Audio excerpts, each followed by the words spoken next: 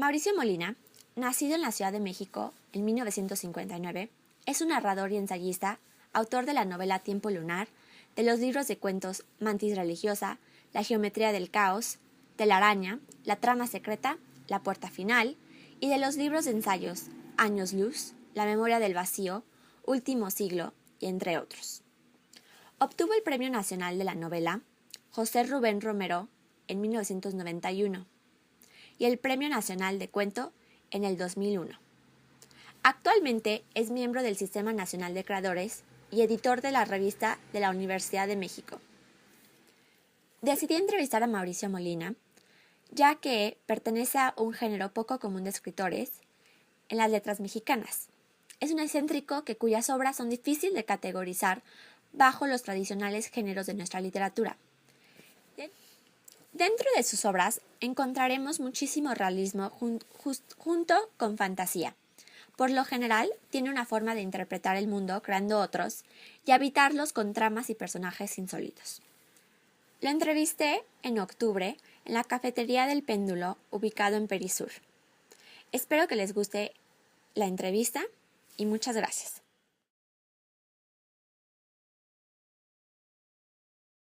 Ok, ¿por qué para ti, siendo escritor famoso, premiado, la escritura es un arte? Bueno, la escritura es un arte porque hay que distinguir entre dos tipos de lenguaje. La información, el lenguaje informativo, el lenguaje que informa, el lenguaje científico, periodístico, que divulga ideas, que sirve como un medio de comunicación, y el lenguaje como medio de expresión. Son dos formas muy diferentes de utilizar el lenguaje. Para un escritor el lenguaje es expresión y esta se manifiesta de manera musical y por medio de formas. Las formas, como el cuento, la novela, la poesía, son aproximaciones artísticas al lenguaje y a la escritura, y por lo tanto, bueno, el lenguaje para el artista el lenguaje es muy diferente que para el científico, que para el periodista, porque expresa sus ideas, expresa sus emociones, y pienso que la escritura de alguna manera es un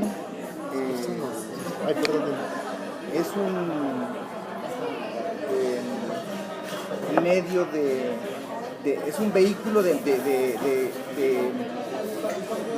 expresar toda una serie de emociones, sueños, obsesiones, pensamientos, y entonces la aproximación hacia el lenguaje del escritor siempre será una aproximación sensual, mucho más ligada a la música, mucho más ligada a lo inconsciente, a los sueños, a las obsesiones, como decía antes, al deseo. Entonces, bueno, para mí esa es la diferencia fundamental entre lo que es un lenguaje artístico y un lenguaje puramente comunicativo que tiene otras funciones, ¿no? Ok, ¿y crees que es como muy posible que un artista pueda separar, específicamente en la escritura o en cualquier otra arte, su vida, su relato, su propia experiencia de como simplemente una expresión artística? O sea, ¿se puede hacer algo artístico sin involucrar? No, o sea, bueno, yo creo que un artista tiene siempre que estar involucrado personalmente en la creación, en lo que está haciendo. Es decir, no existe arte sin biografía. O sea, el arte sin biografía no existe. O sea, cualquier novelista, cualquier poeta tiene que partir de experiencias personales, íntimas, dolorosas, felices, extrañas, encuentros, hallazgos. Entonces yo creo que es muy difícil separar la biografía del artista, por un lado. No importa si estás escribiendo una novela histórica, por ejemplo, si vas a tratar una novela sobre una época distinta de la nuestra, las obsesiones van a estar ahí presentes y de manera implícita o en el subtexto de la novela o del relato o del poema. No se puede separar. No conozco ningún artista que haya creado un arte puramente objetivo, porque en realidad eso deja de ser arte, deja de ser una expresión individual y deja de ser producto de una libertad individual, ¿no? y es más fácil irte hacia las experiencias negativas, el sufrimiento, el dolor, la tristeza, el duelo, o más fácil la felicidad, el amor, etc. En mi caso siempre estaré del lado de las experiencias negativas. No me gustan los finales felices, creo que son una traición ética. Digamos que lo que yo escribo siempre trabajo cuestiones como el dolor, la pérdida, el sueño, el asombro también, o sea, pero hay que distinguir entre el asombro de lo feliz, porque bueno, uno puede asombrarse por cosas como el sueño, como decía, como las pesadillas, o por cosas como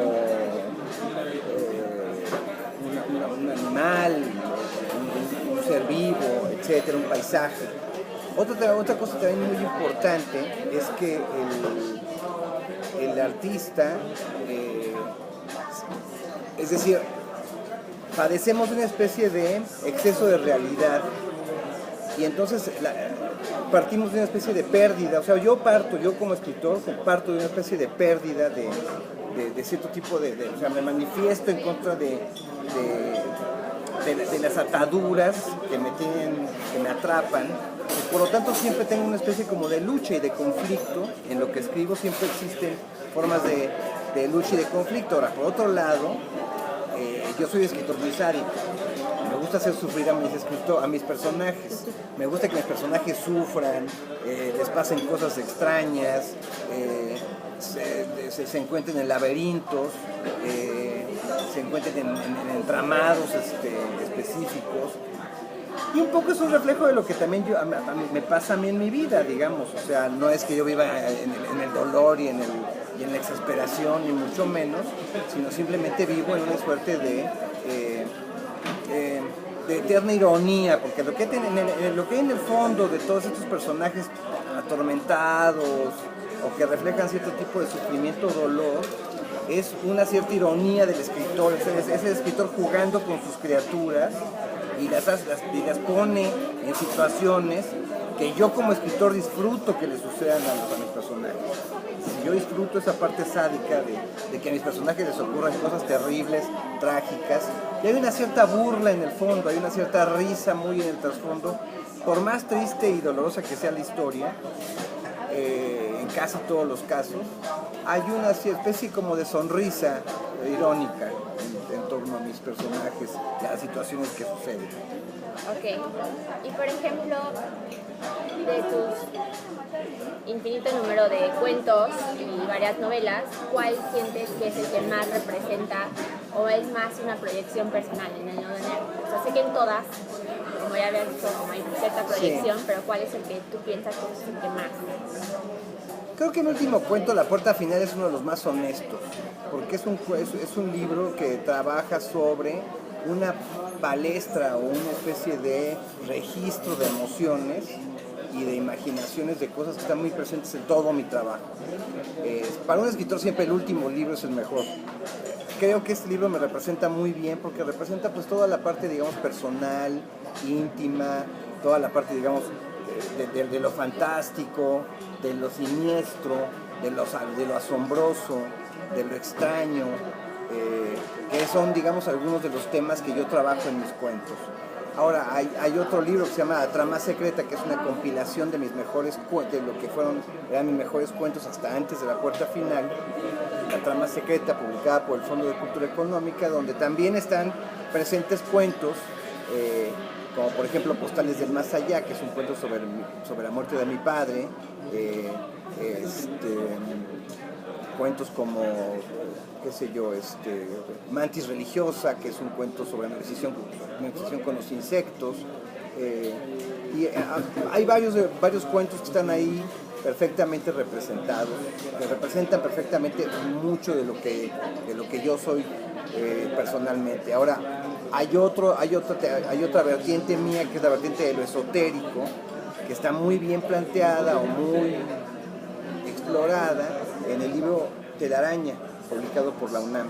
Eso es un libro, digamos, que más bien se mete por el terreno de lo esotérico, de lo mágico, etcétera. Entonces también ahí creo que esos tres libros me representan mucho.